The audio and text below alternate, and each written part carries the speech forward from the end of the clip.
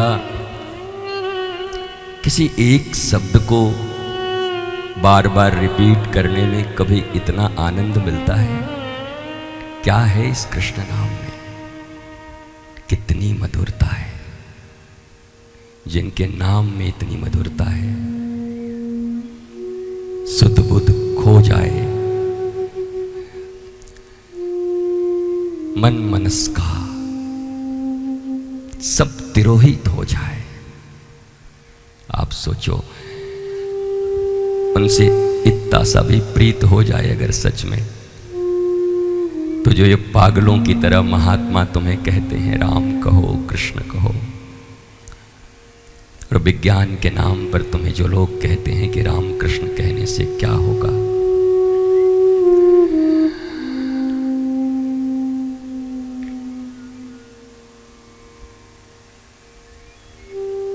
जिस बंदर ने इमली चखी हो, वो प्रेम सुधा को पहचानेगा क्या?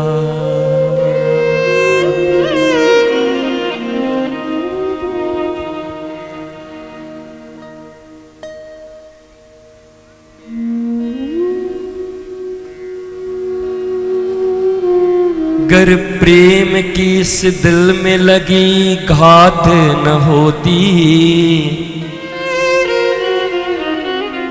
तो सच कहता हूं मोहन, तुझसे मेरी मुलाकात न होती।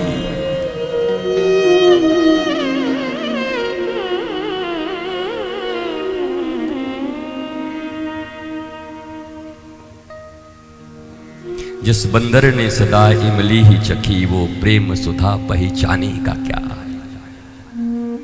जिसने जगत के विषयों को ही सब कुछ समझा हो, वो कृष्ण नाम की मधुरता को जानेगा क्या?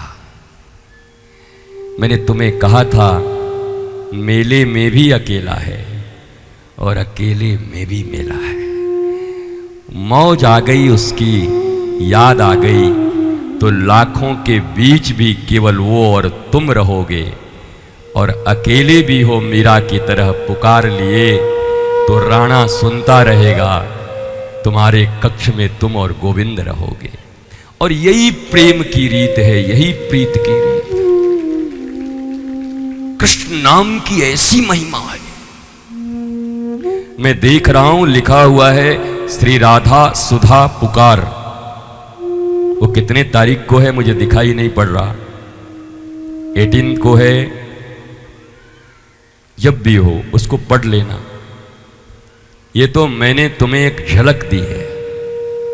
वो जिस दिन होगा,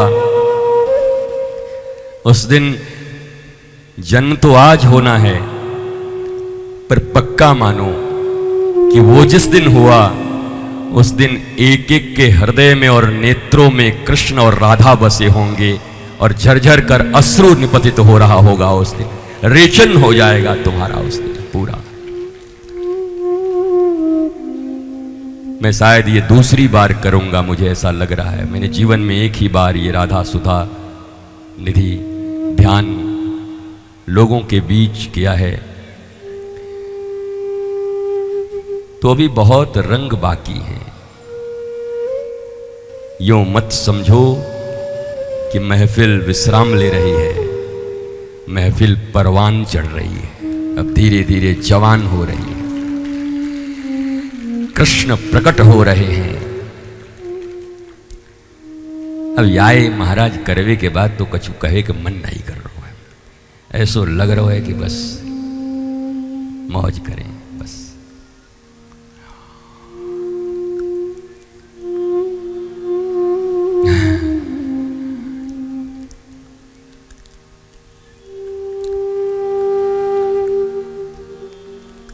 प्रहलाद ने भगवान से मांगा कि प्रभु अगर कुछ देना चाहते हो। वो मर गया, वो हिरण्यकश्यप क्या मारे, इतने प्रेम के बाद क्या उस दैत्य का वध करें। मर गया महाराज, छोड़ो। वो फाड़ फूड़ दिया भगवान ने नरसिंह अवतार लेकर।